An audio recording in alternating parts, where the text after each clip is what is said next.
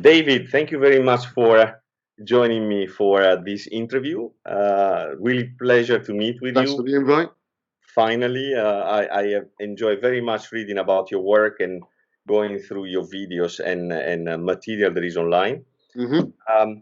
What I would like to do in this interview is actually getting to know the author rather than the work of the author. And then I would like to get some more information about your latest book because it's about to come out.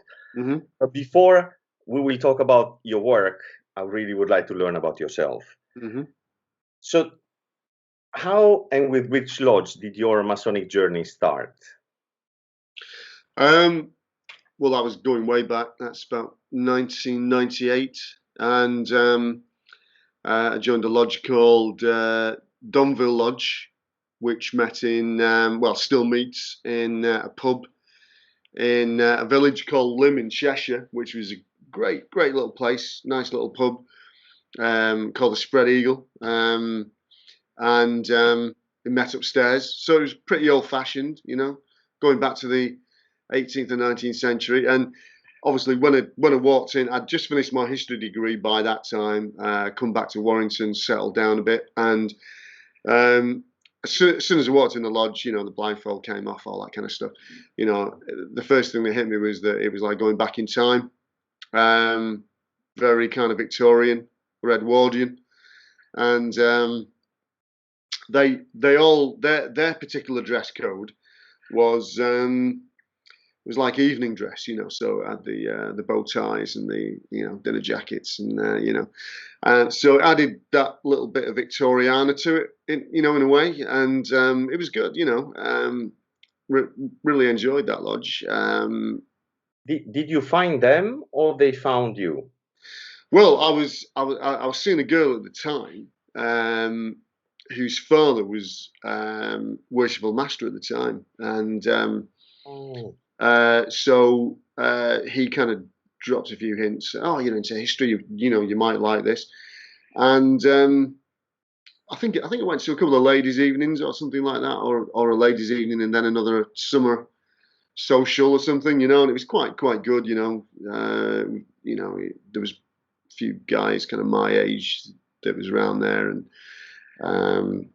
it was good, and so I ended up kind of joining, and it fascinated me really, the ritual, where the ritual came from, the history of it, because none of the guys in the lodge knew much about the history of Freemasonry, or knew much about the history of the lodge. Really, it was strange. So that's what got me onto the history thing. And as I said, I'd just done a history degree, just finished a history degree, so got really into it, and so the next thing, at the time you were performing emulation or Taylor, or what sort of ritual were you performing back then? The ritual for that lodge, I'm not sure. I think it was emulation. Yeah, it was just with a few little quirks, and it was good. Really enjoyed it. I was there for a few years, and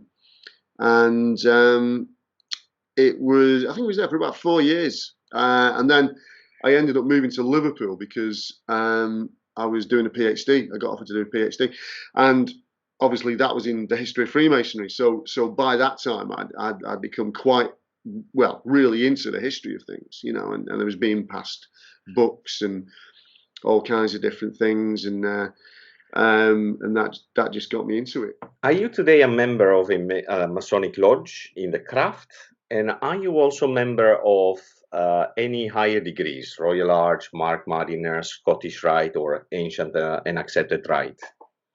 Yeah, I mean, I'm still a member of a lodge. Yeah,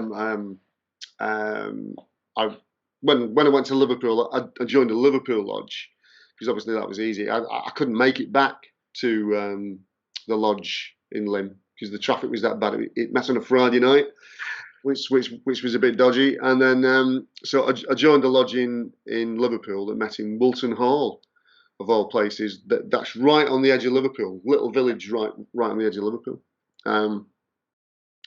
So I met there for a while, and then I moved back to Warrington eventually, where I live now, and I joined a lodge in Warrington. Probably about As craft. Craft Lodge. Yeah, about 8 years ago, maybe Well, 8 or 9 years ago.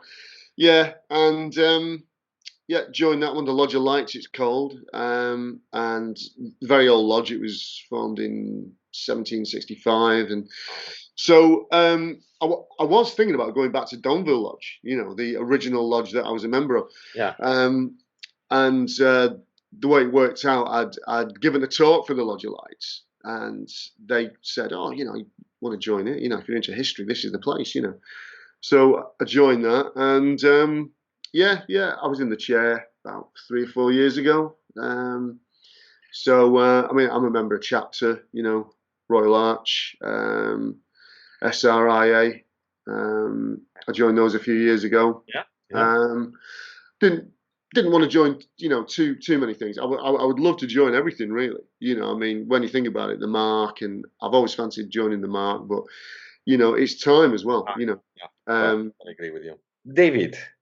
Historian before a Mason. Start your journey. Learn the ritual. I mean, you've been past master, so it means that you went through the ladder. You have seen the temple from all the different cardinal points. And yet you were with brethren that were just performing a ritual, while you, as historian, had a different drive. How did change your view into Freemasonry? Did it change your view in Freemasonry? Oh yeah. You discover all kinds of different things, the good and the bad.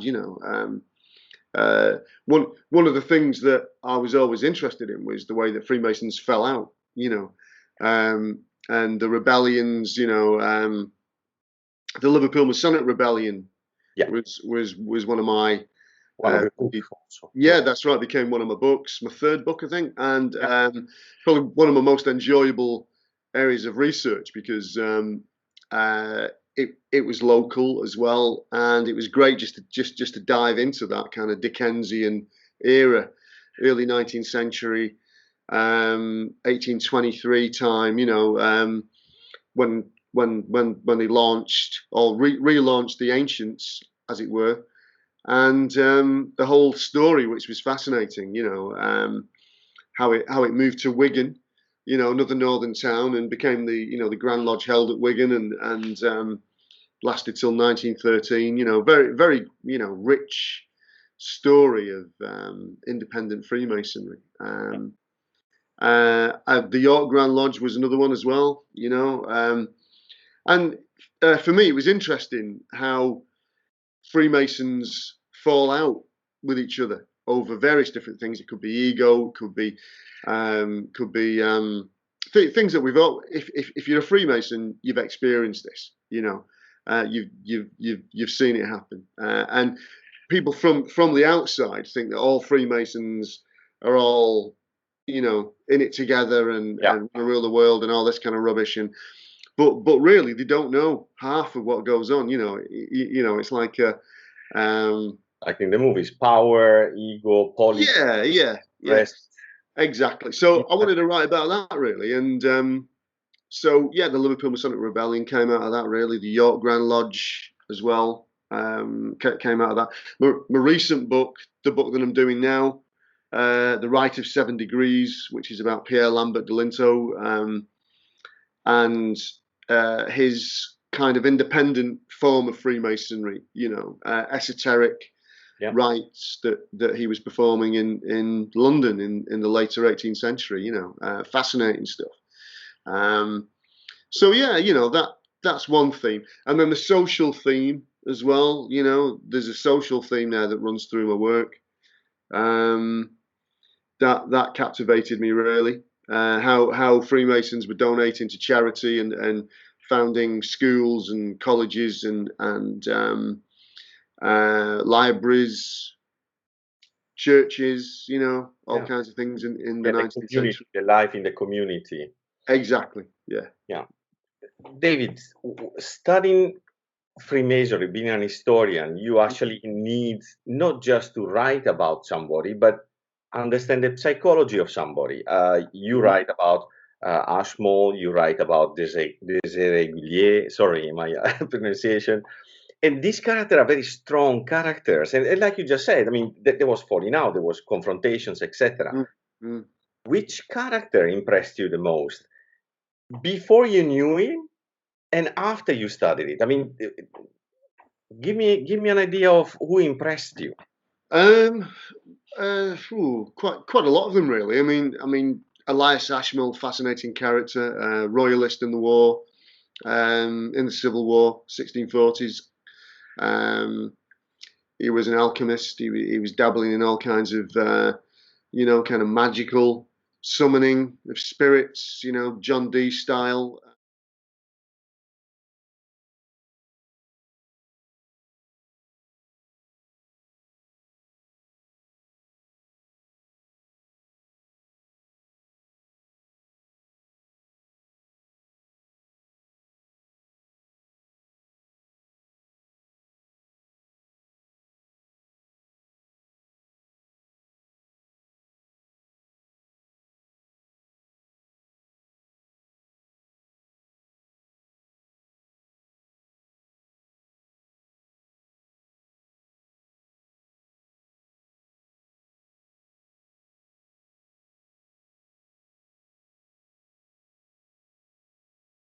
Forward with that, and got involved with politics later on.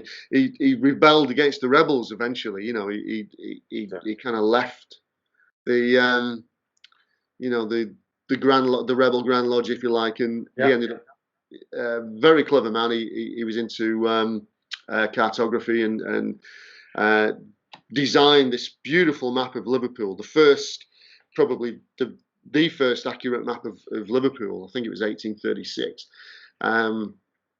It's a beautiful map. It's on display in the Liverpool Museum, and he got involved in politics, in local politics, which was a bad decision because I think his temper and his and his aggressive nature, and he went round kind of gathering fake signatures for for a petition, and ended up in jail. Okay. But yeah, fascinating character. I mean, there's so many of them, really. No, I believe it. And going through the different books, and like you're saying, the different period. I mean, Richard Carlisle is another one. Richard Carlisle, who is the focus of my last book, The Rediscovered Rituals. That book was really a veiled Masonic biography of Richard Carlisle. I've always liked Richard Carlisle's career and his work. He was a very early 19th century, very kind of aggressive radical, really. He was at the Peterloo Massacre in 1819 in Manchester. He wrote about that. He landed in jail as well. He basically put together the Manual of Freemasonry, which is a fantastic collection of rituals. So that Rediscovered Rituals book was all about that, examining his life, his influences in a Masonic context, because he wasn't a Mason, but he was so involved in it and putting together all these high degrees. It's a beautiful book. I've always managed to sneak in some Carlisle ritual somewhere, because I admire him that much, and Pierre Lambert de Linto, who's the focus of my latest book. I mean, he, again, fascinating character, engraver, esoteric ritualist, fantastic person. I mean, he was, he was basically in charge of this rite of 7 degrees that was being performed in London, and above a pub somewhere in London, and inviting all these members of the aristocracy in there, so yeah, there's been some really rich characters involved in Freemasonry over the years.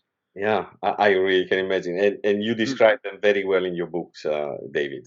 Thank you. My view, and that's a personal view, so it's debatable, but David, an historian going through the books, going through the profile, creating a psychological profile, creating a social profile of all these characters, make you, as a surgeon, I mean, we look in a person, we see the smile, the eyes, etc. But in reality, it's, flesh, muscles, blood, and and bones, Mm. and that somehow takes away the magic of what we look at. What does inspire you still today in Freemasonry? I mean, the ritual, the spirituality, the camaraderie. What does make you still, have such an interest in Freemasonry today? um, that's a good question, really. I think for me, it's mainly the spiritual pathway that's there, and that really isn't advertised much. I mean, it's kind of something that seems a bit weird, so they kind of put it away in a box, and I think one of the grand officers of the United Grand Lodge of England did a talk or published an article a few years ago where he said, "Oh, there's no spirituality in Freemasonry," which is wrong, really, because it's all spiritual, really. There's a spiritual essence in there, from understanding the ritual and understanding the symbolism, the Masonic story, as I've mentioned in my last book, The Rediscovered Rituals, how the Masonic story kind of unfolds, and how it kind of embraces these themes that push it forward. It's a collection of dramas, sequels, and prequels, and it's a beautiful story that's got a spiritual message. And I think that esoteric essence of it, if that was put forward more, then it would attract more members, more younger members that are looking for that kind of spiritual pathway or spiritual development, and also these conspiracy nuts that kind of say, like, oh yeah, Freemasonry, you want to rule the world, Illuminati, whatever. Yeah. That would break that as well. That would. I totally agree with you. What I find fascinating is that we enter into a temple where on top of it is written "Know thyself." I mean, the Yeah. pure meaning of entering into a temple is to start working on your own self, where you start seeking into perfection. Perfecting yourself is step one. I totally understand what you're saying. It's still fascinating. Spirituality. Allow me to elaborate on what you just said, David. Spirituality, it's something that is at the same time very personal, because we don't all look at the spirituality in the same way, depending on your cultural background, your history, where you come from, the type of things that inspire you, your family, and so on. And yet, being part of a community, it is actually a broader sense. And what I find I'm actually very interested in when you say spirituality is looking into your development. 2009, when you wrote your thesis on that became your first book. 2009. That's when it was. Well, it was completed in 2007. I started in 2000. I did it part time over 7 years because I was lecturing at the same time. To look at that path, in the path that you did, I mean, I can understand the history part, but usually we are touched by the people we talk to and people that give us some emotions close to us. Is there a particular moment where spirituality came towards you and you start realizing, actually, yeah, you know what, Freemasonry is not just characters and past and just people that are repeating a ritual, but this person made me think something different, and there you start exploring more and more your spirituality within the Freemasonry path. Was there a moment? There's probably been a few, really. Yeah. One of the let's try and think about probably the last moment I would think would be when I was in the chair, maybe. Because that was when I was researching, I think, or maybe just finishing my book that was called The Lost Rites and Rituals of Freemasonry, which was probably one of my most enjoyable books to research and write about. And that opened up a lot of doorways, because it was looking at other rites, esoteric rites that were in the continent in the 18th century, like the rite of strict observance and Meliseno's rite and Cagliostro's Egyptian rite and things like that. So I really got into those. Memphis Mizraim and rite of Zinzendorf and all that kind of stuff. And also some of the Ella Cohen material, and so that got me into that, and that was obviously very, very spiritual.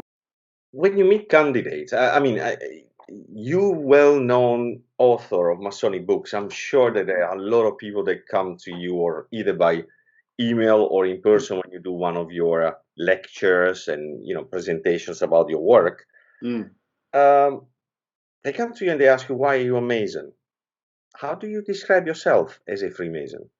Well, that in itself's like a good question, because it all happened to me by accident, really. So I didn't plan to become a Mason.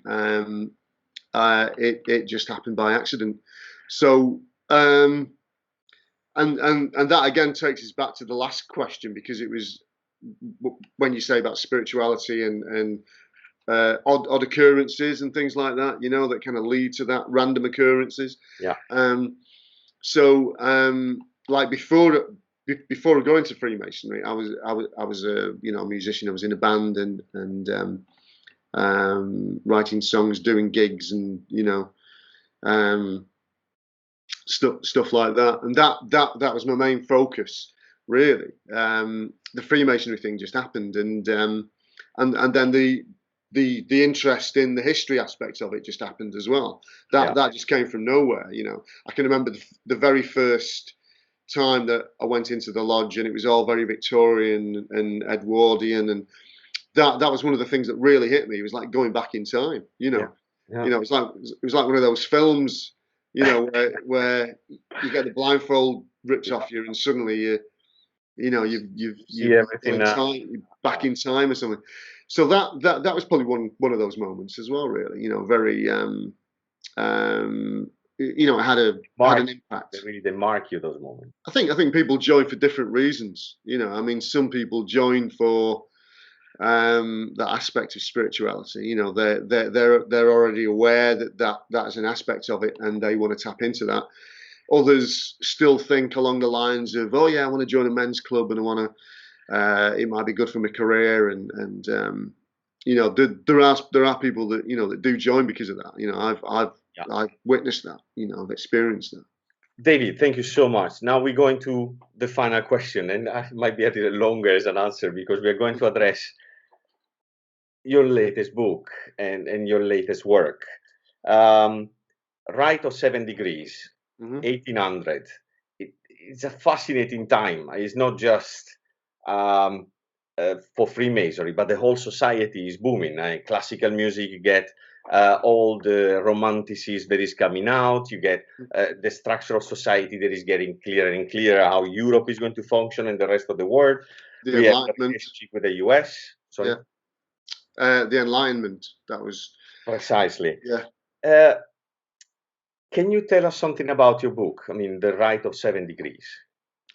Yeah, well, it's the third book in a series, really, that started off with the Lost Rites and Rituals of Freemasonry about 4 years ago. Yeah, about 4 years ago, when it came out, and it's looking at all these different rites and rituals that took place in mainly the 18th century, early 19th, and but it involves a Frenchman called Pierre Lambert de Lintot, who came over from Normandy in the 1760s, and he settled in London. He was an engraver, and one of the first things that he set up was this Rite of 7 Degrees, and it's a fascinating rite. When I first saw it, I thought, you know, this is amazing. This is great.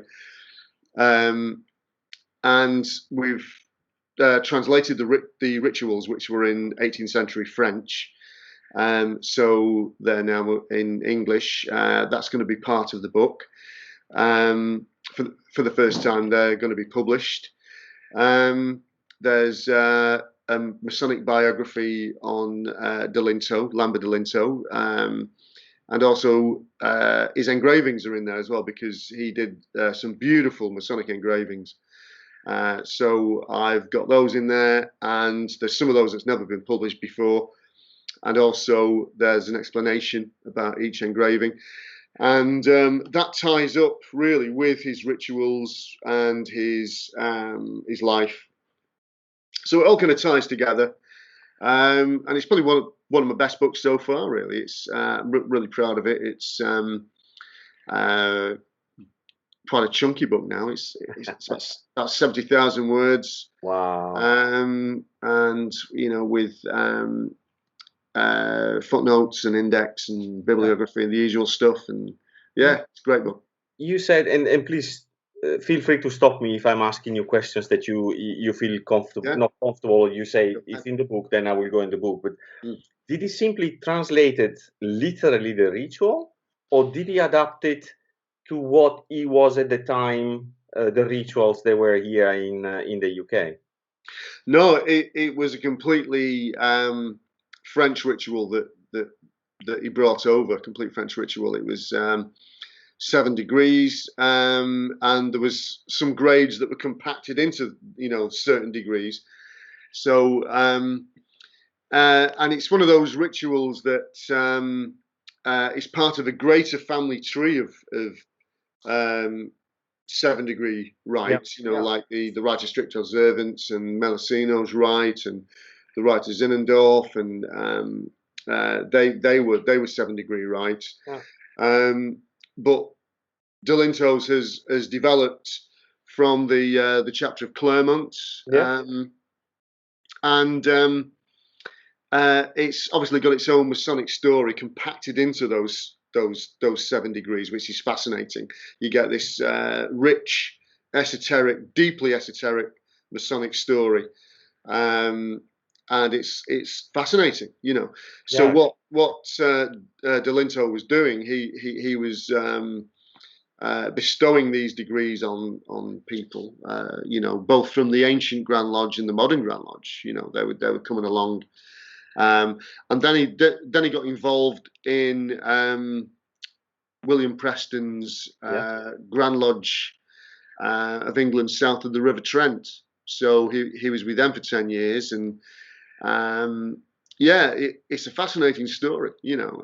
So it lasted till the 1790s. You know, he was still at it in the 1790s, and influenced others. And it links on with my last book, because he influenced some of the degrees that Richard Carlisle wrote about in his Manual of Freemasonry. So I basically laid the foundations for it in the previous book, you know. So develop it here. So and connected these characters. Yeah, what Lamboa you mentioned that? Was he Lambert Delinto? Lambert Delinto. Excuse me. Yeah, Delinto.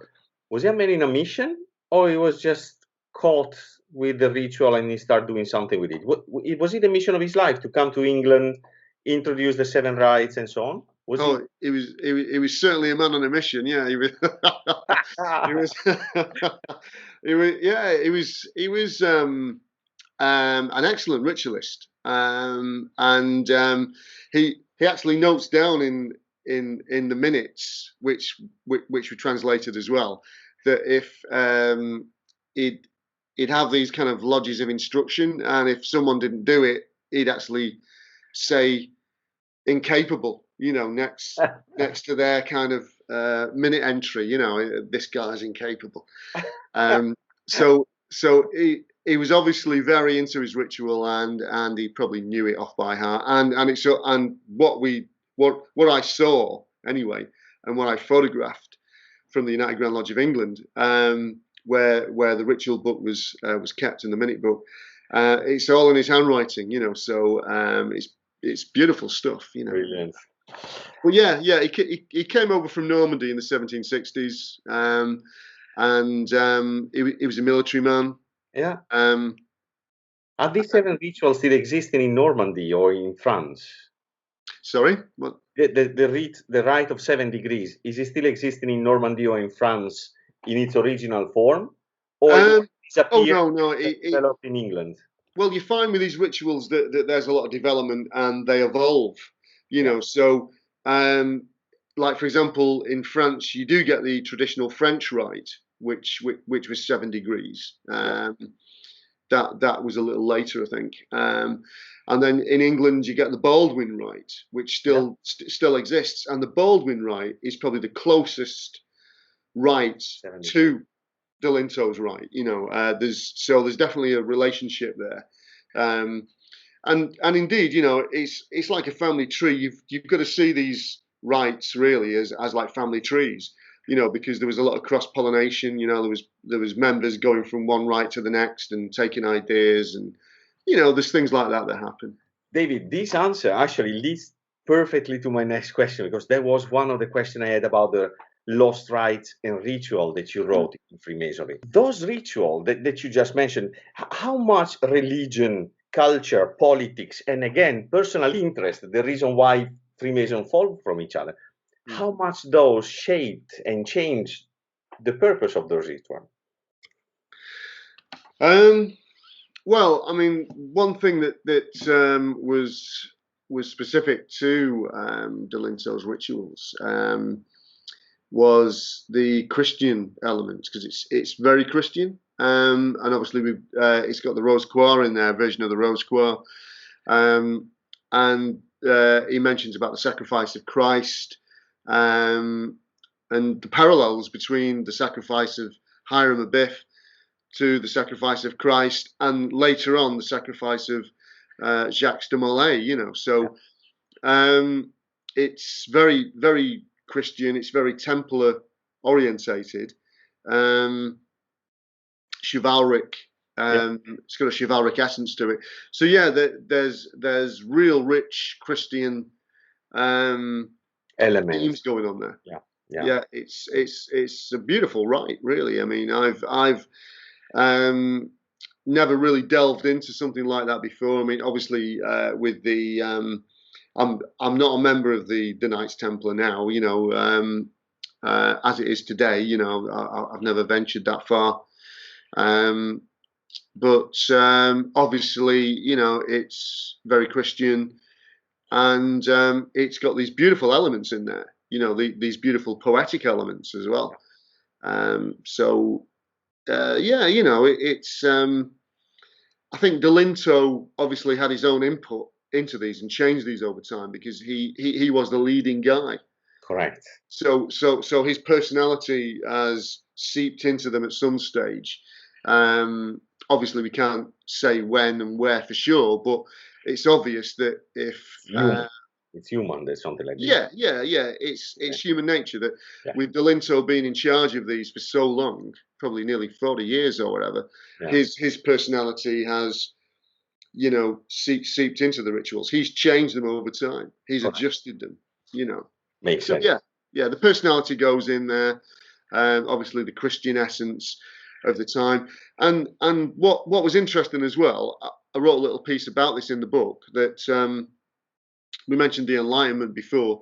It was the Age of Enlightenment, and that kind of triggers a few things, because there's a lot of writers in the past, like Roy Porter, for example. He's mentioned that you know, people were, you know, began to be suspicious of Christianity and suspicious of the church, you know, because of the Enlightenment.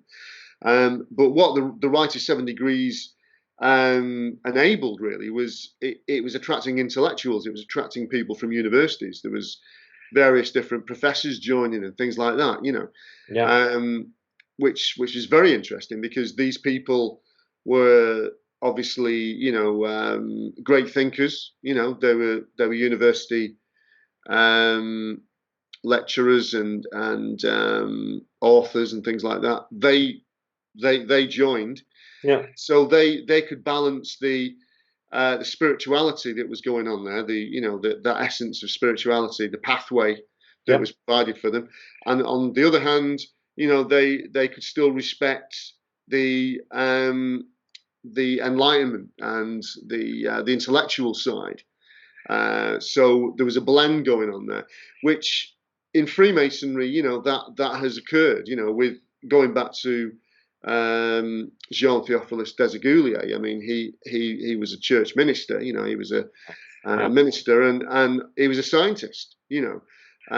So he could easily balance that essence of religion that he believed in, and also the scientific interests that he had. Desaguliers was a Huguenot, so a religious group within Christianity that was persecuted in France and basically terminated until when they left. Yeah. But at the same time, he was a disciple of Newton, and he was a researcher, like you're saying. That's right. That's right. And the same thing happened with Delinquent. Delinquent.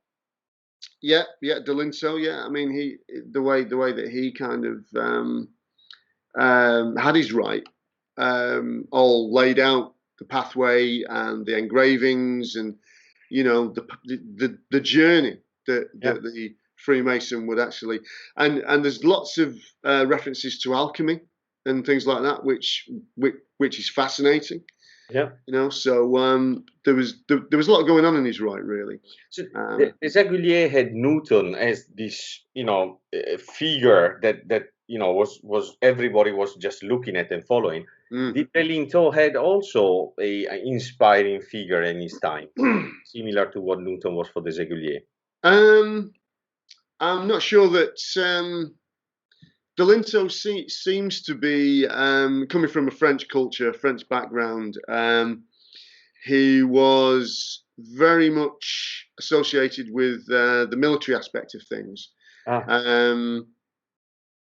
And I think it was the Duke of Clermont was involved, the Baron de Bissy, names like that, so he was very much associated with the lower end of French aristocracy and the military aspect of things. But his use of the Kadosh ritual at the end, and the mention of the sacrifice of Jacques de Molay was has been suggested by French Masonic writers like Pierre Mollier, that there was a bit of a rebellion going on there, that there was an essence of French politics kind of drifting in there, because obviously they wanted change, they wanted social change. So it appears that Delinquent may have had ideas of social change, and there are elements in his engravings that link tenuously to William Blake's work. And obviously William Blake was an advocate for social change and political change as well. So yeah, there's things like that I've discussed in the book as well, which is interesting. Obviously, we're at the age of revolution here, the French Revolution, 1789. So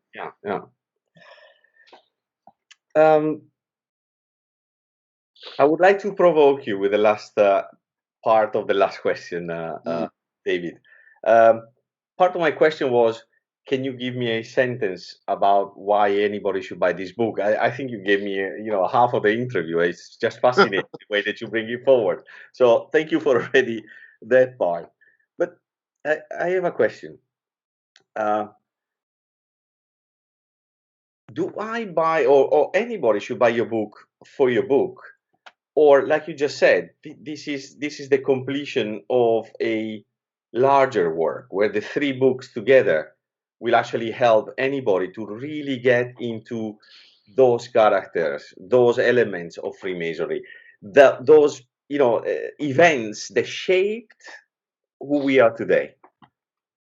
Yeah, well, I like to see all of my work. Really is. I mean, I've written 12 books now. This is my 12th book, and I'd like to see all the work really has these similar threads running through them, these themes running through them. Masonic characters, some good, some not so good. Maybe some that were Masons, some that weren't Masons, but were kind of fixated with Freemasonry in some way, like Richard Carlisle. I mean, he made a bit of a side career, from his manual of Freemasonry, and the radicalism, because there's a lot of radicalism, in this period and within Freemasonry as well. There's some radical voices going on there. There's, but yeah, strong characters, social change, esoteric spirituality, that search, that pathway that people wanted to find. They wanted to find themselves. They wanted to help the world, make the world a better place.